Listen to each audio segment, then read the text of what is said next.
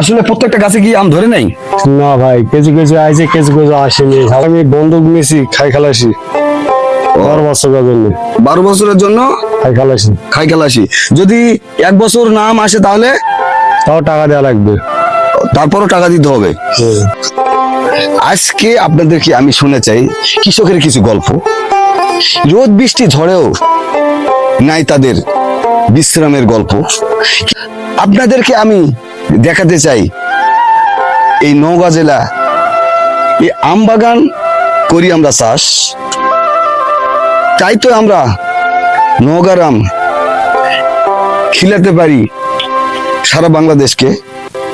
তো সুপ্রিয় বন্ধুরা, আজকে আমি আপনাদেরকে শোনাবো যে এই আমের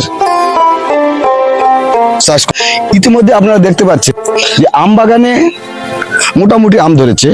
তো এখানে আজকে আমি আপনাদের সামনে কথা বলছি ধামরাট থানা আগ্রাদুগুন ইউনিয়ন ভাতগ্রাম থেকে। এখানে কিছু আম বাগান আছে, সেই আম বাগান থেকেই তো আজকে এই যে দেখতে পাচ্ছেন আম। আর আম হলো এই নওগাঁ জেলার একটি বিখ্যাত আম, যেটা সারা বাংলাদেশের মানুষ জেনে থাকেন। কিভাবে আমরা পোকামাছি যেগুলা আছে তাদের থেকে রক্ষা করব, সেই এতে এখানে বিষ প্রয়োগ করছেন। তো আমি সরাসরি তার কাছে নিয়ে যাচ্ছি। তো চলেন যাই, আপনারা অবশ্যই ভিডিওটির সঙ্গে থাকবেন। প্রচন্ড রোদের মাঝেও এই রোদে এক ভাই আমের গাছে বীজ দিচ্ছে, তার কাছে নিয়ে চলে যাব। কত কষ্ট করে কৃষক আম ফলায় তার একটু নজির আপনারা দেখতে পাচ্ছেন।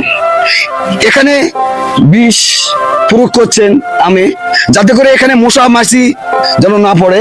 তাই আমি এই ভাইয়ের কাছে কিছু জানতে চাইবো।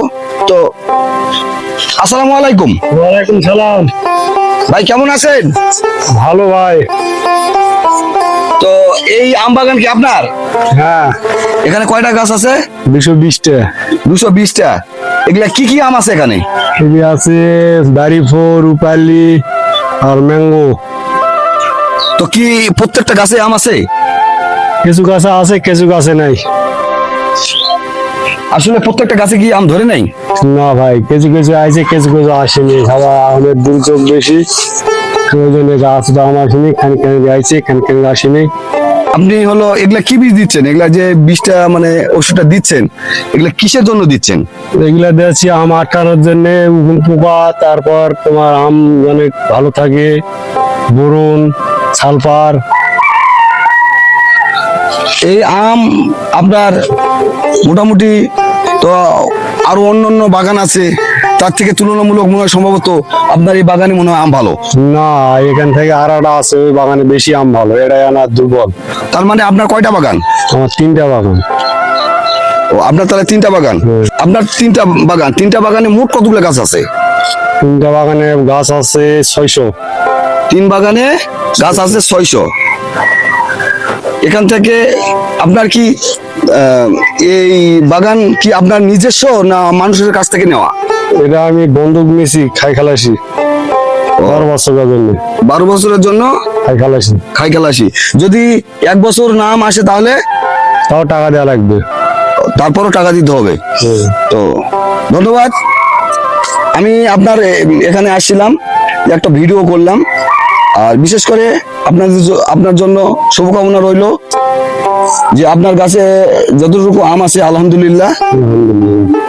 আমি দোয়া করি আপনার আম প্রকৃতি থেকে যে ঝড় বাদল আছে সেগুলোর থেকে আল্লাহ তাআলা যেন হেফাজত রাখে।